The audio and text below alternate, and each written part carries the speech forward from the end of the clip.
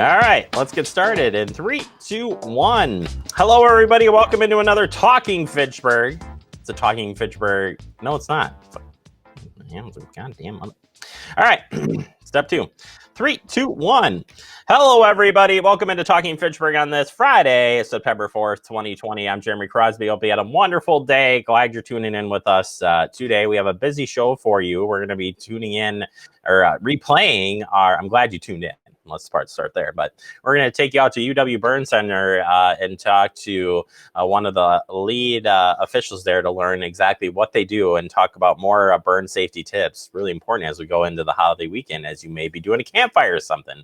Want to make sure you stay safe. So it's a two-parter, and we'll get to that in just a minute. But first, we do start with headlines and want to remind you the fall reading program at the Fitchburg Public Library. It's the first time they're doing this. It's September 1st through November 30th with the summer reading program over and the winter reading program seeming so far away.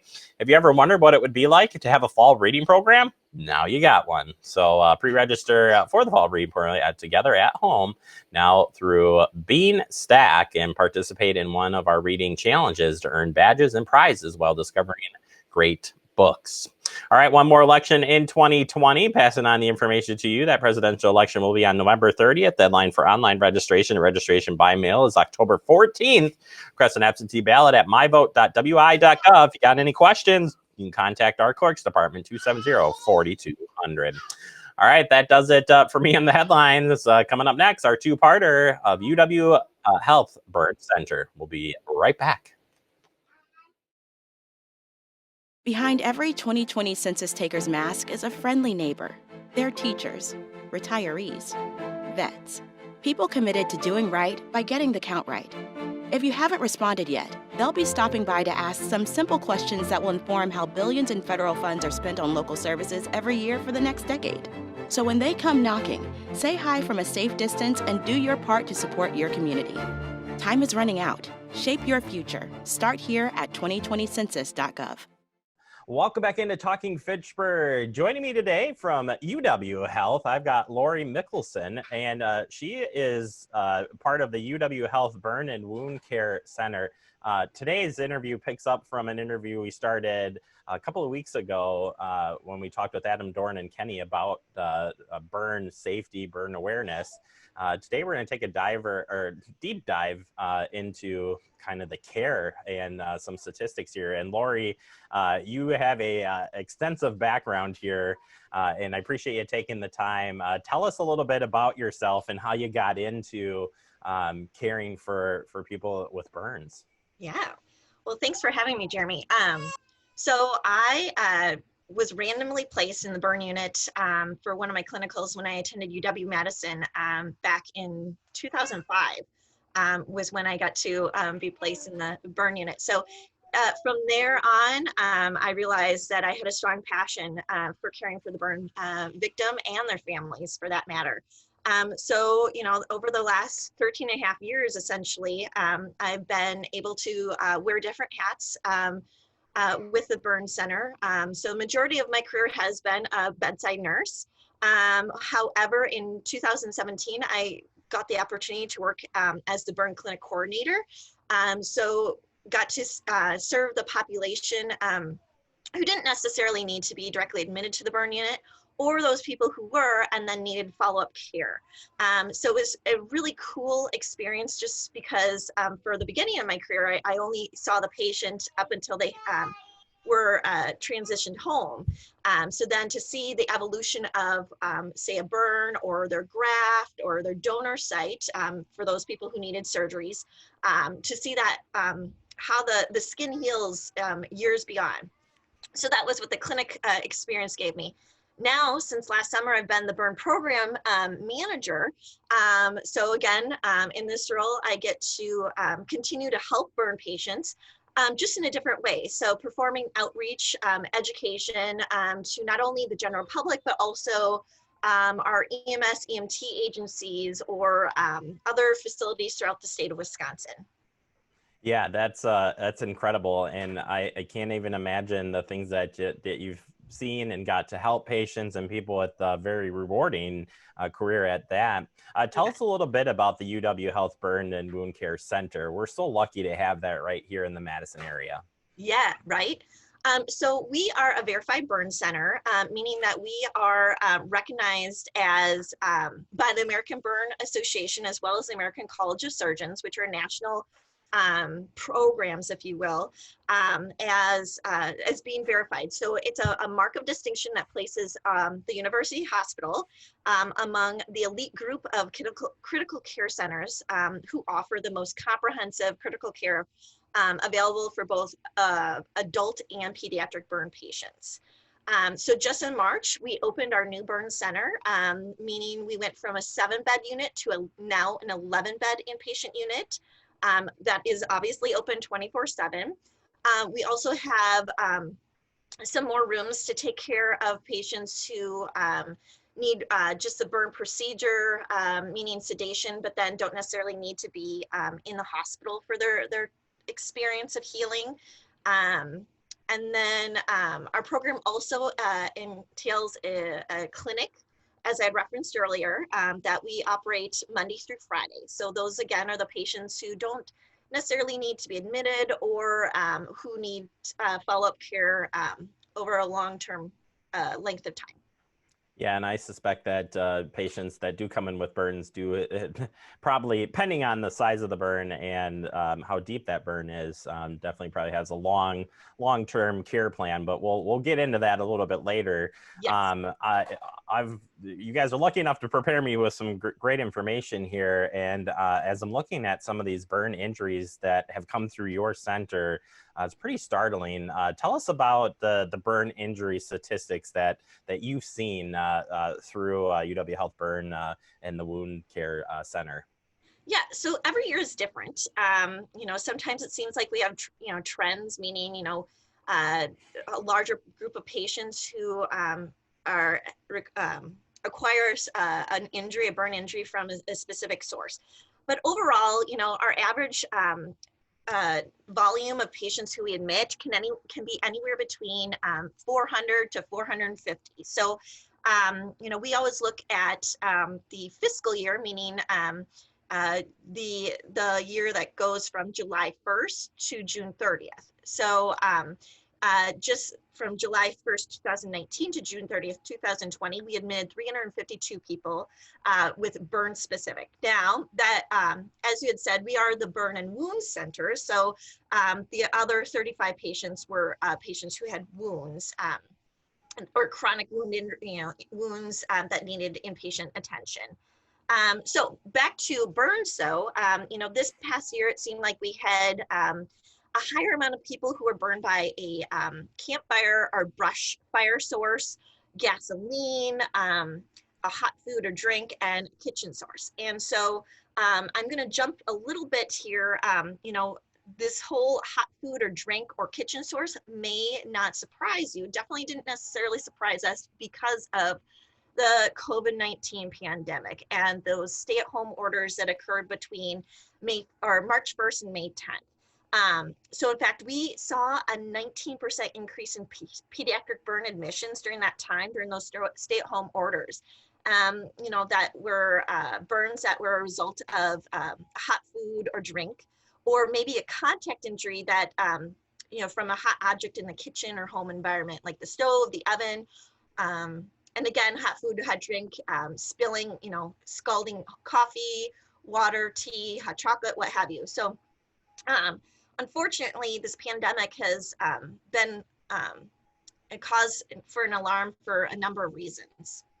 Yeah, we've seen uptick in kitchen fires too overall. I mean, so it plays right into why people may get burned. You're at home more. You're trying things out maybe you've never done before, whatever the case may be. But definitely alarming. When maybe it's time to talk a little bit about some of the myths and Sure. some of the things, what happens in a burn scenario. So if talking in the kitchen, if I get, I accidentally spill boiling water on my arm, and it's burning me, it's hurting, it's not going to stop hurting. Yeah.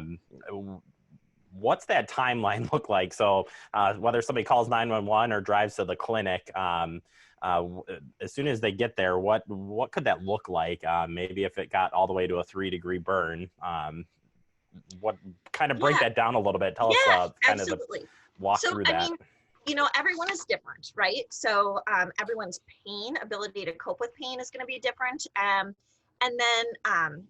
then the age, you know, of a patient or a burn victim, it can cause for a difference in experience of the burn. So I'll speak, you know, first to just age differences. So a child and an older adult can maybe experience something a little bit more similar. So meaning that their burn experience could be a little bit more caustic than the younger generations, meaning, you know, between, I don't know, 15 to 50, just because the skin is different. So for an older adult, it's much thinner.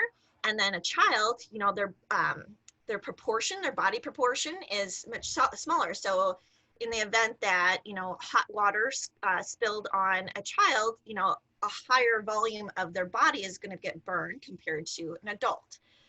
So I guess for timing, back to your question about timing, you know, depending on the size of the injury, I would say, you know, or the person, you know, if when in doubt, just call 911 or come to, you know, go to an emergency room. It doesn't necessarily matter which one.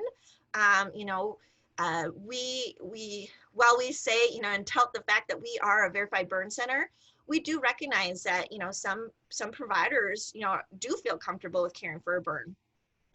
So, and in the event that they don't, then they know that we're available and they will contact the UW Health Burn Center for assistance. So, yeah. No, I think, it's you're right on the trickiness of older and younger too, and that development of the skin. Right. What is the long-term care? And if I remember right from my EMS days, you know, the percentage of the body burn. So, you know, if you had your whole arm or half of your body, what does it take? Again, I know there's so many things going on there, but is somebody that maybe gets a 2-degree burn or something, a burn, whatever, how long does that take to recover from? Or do you ever really recover? And again, I know that's a loaded question, but you know, kind of curiosity here on how burns work, and again, how that treatment plan looks. Yep. So if you were to get burned, you would find, and you came to our burn center, you will find that our providers will never tell you, you know, like you're going to be healed by X date. Just because, again, everyone is different. But on average, you know, so depending on the depth of the injury and the size of the injury, you know, that can lead to faster or longer healing time. So, so for maybe, and then again, the age, you're going to heal faster or slower. So I guess back to the depth, some burns. So so you had referenced 2nd degree, 3rd degree. Those are also can be described as full thickness or partial thickness.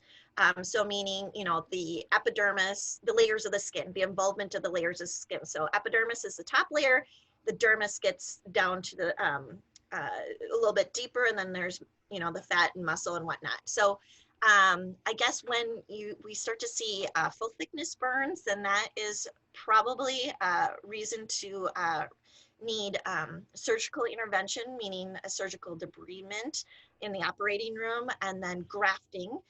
So graft can come from that person's body. So when I had referenced earlier a donor site, a donor site would be, you know, again, an area on the body that was not burned, and then using that skin and placing it over the burned area to allow for healing. So if that happens, or, you know, if a graft is needed, so then that can, you know, help.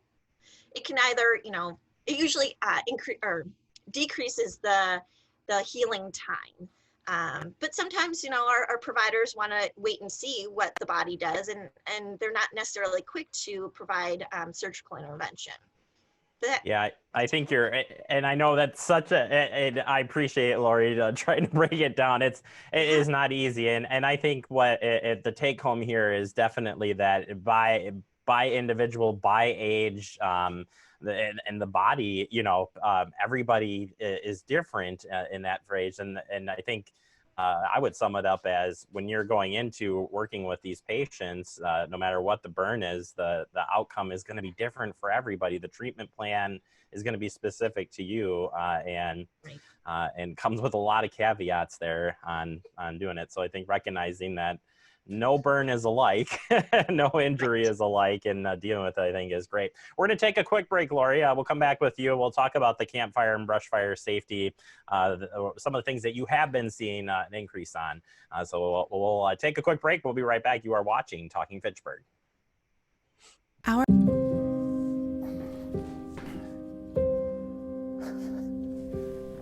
You're there for them. We're here for you. Find free care guides at aarp.org/caregiving. Well, welcome back into Talking Fitchburg. Continuing my talk here with Lori from the UW Health Burn. I want to make sure I say it right because I don't want to be wrong here. Burn and Wound Center. Lori, thanks for sticking with me here as we talk about burn. And now we're going to train. We kind of talked about what happens in the hospital and in your clinic setting, but diving into safety here, you had mentioned that campfire, brush fire safety. You've seen a lot of burns in that category, including in the kitchen. But let's talk a little bit about safety here, because we're at home, we're stuck at home. Campfires seem like a really good way to get some relaxing in at night, but that can spell disaster if you're not safe out there. Yeah. So we kind of divide our safety tips into both pediatric and adult specific. As really, well, as you say, campfires are super fun and relaxing. They can be unsafe for no matter the age. So I guess I'm going to start with the pediatrics or the children and how to make sure your any child that is enjoying the campfire is remains safe. So we just want to make sure that adults are always around, especially when the fire is burning.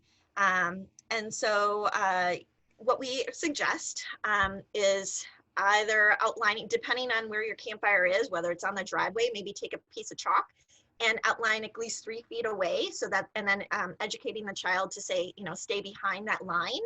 Or maybe if it's you're at a campsite, drawing a line with a stick in the dirt, or even using like I don't know, twine or something, and making that 3-foot ring that's beyond the campfire. And then also, having the children not play around the campfire, so taking any like balls that they're throwing back and forth far away from that area. And then helping to, we see sometimes with marshmallows, where they're so fun, making sure those marshmallow sticks are 3 feet long.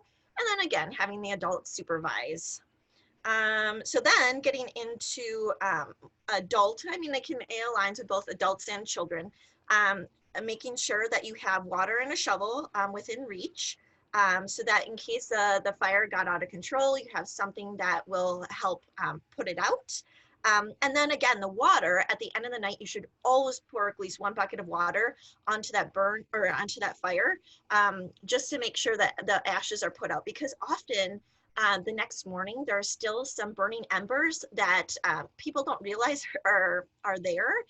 And so kids especially might be very curious and step in the fire or put their hand in there.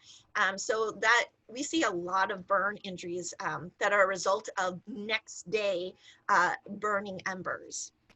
And other things too is never to apply accelerants on a campfire or brush pile for that matter. So like gasoline, lighter fluid, diesel, kerosene.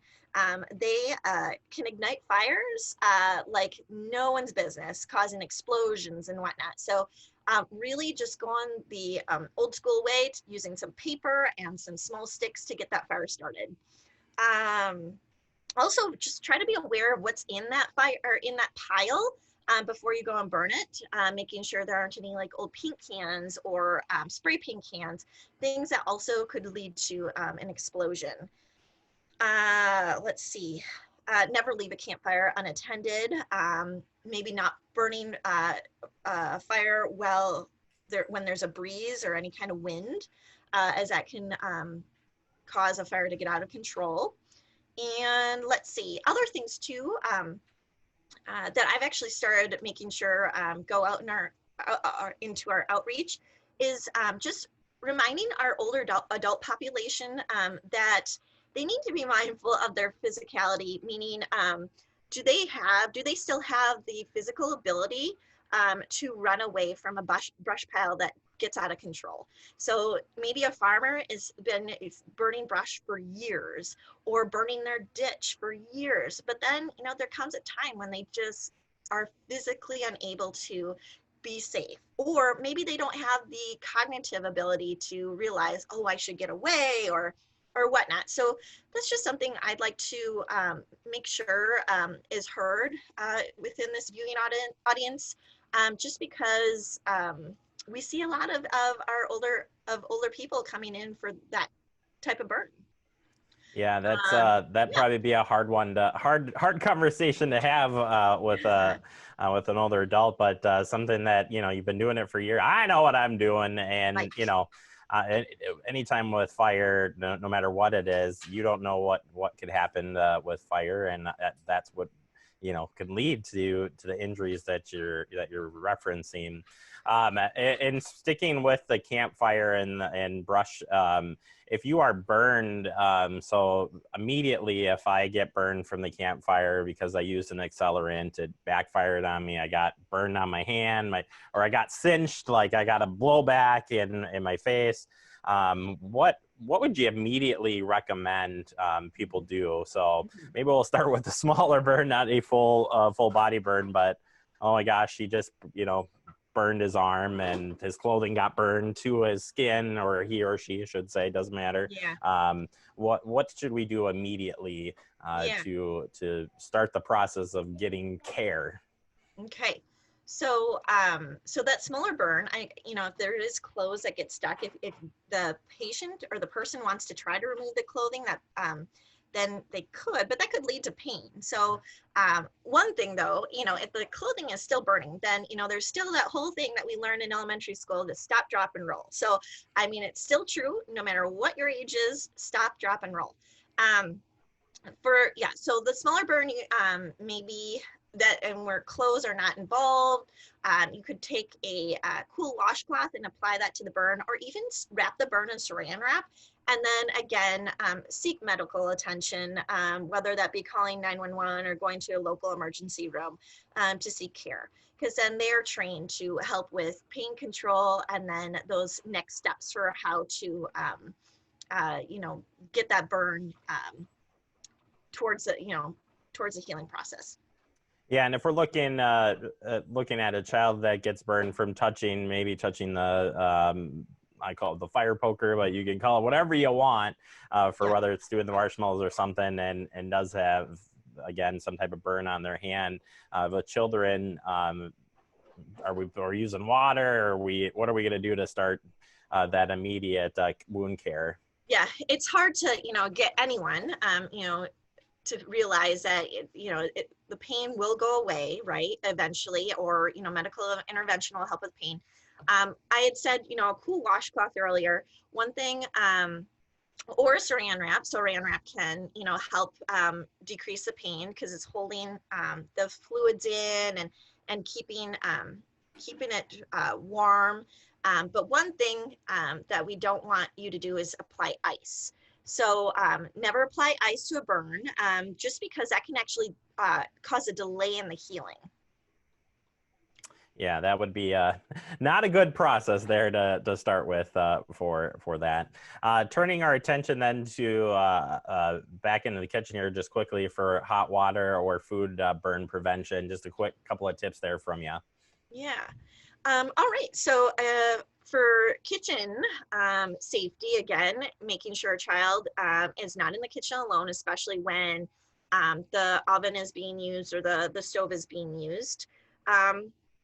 And then, again, maybe putting some tape down on the floor to remind them of that 3-foot rule, to stay away from that area.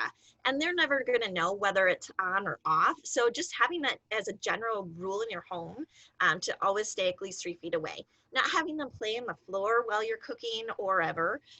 Again, just because if you back up, you might have a hot dish in your hand and then you don't realize the child is there or the toys are there. You trip, the food goes on you and or your child. So that's just some things that one can think about, or apply to their home rules. As far as the adult, so making sure that you always have the oven mitt available to use when getting things off the stove or out of the oven.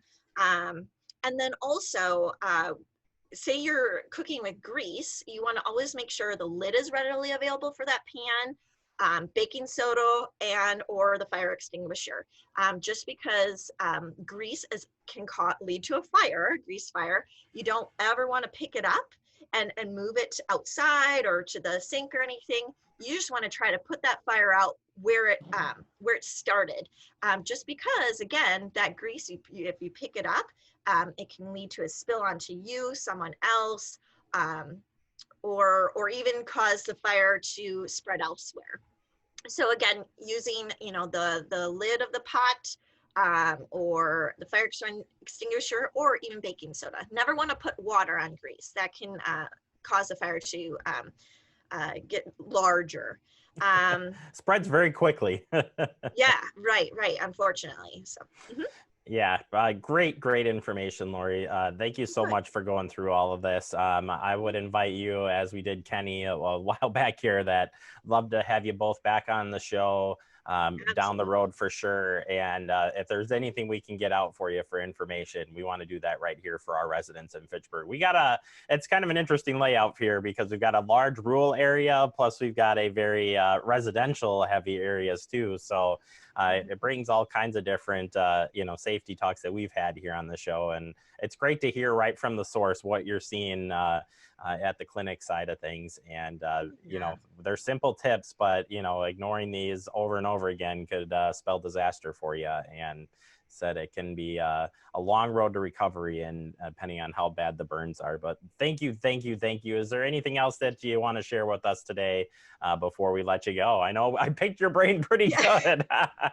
No, I think, just again, remembering to stop, drop, and roll. If you ever do get burned and your clothing is still burning, never apply ice. And then, don't be shy. Seek medical care, especially when in doubt. We are here for you at UW Health, and we want to take care of you and help you on that road to recovery. But yes, and Jeremy, thank you so much for having me today. With the COVID pandemic, I'm not able to get out to the communities to spread the word and educate. So having this platform to spread my message is just really wonderful. So thank you so much. No problem. We appreciate it. And for anybody who knows me and knows the show, we're safety oriented show. We love talking safety here. So we'll be glad to have you back. Thank you. And please thank all the workers there that are saving people's lives every single day. We certainly appreciate everything that you're all doing there. Thank you. I will. All right. That is, again, Lori Mickelson here from UW Health. And we're looking forward to having her back on, as well as Kenny as well. And it's just great information. And it's always good to review all of these things periodically every year. All right, we'll take a quick break. More to come. You are watching Talking Fitchburg.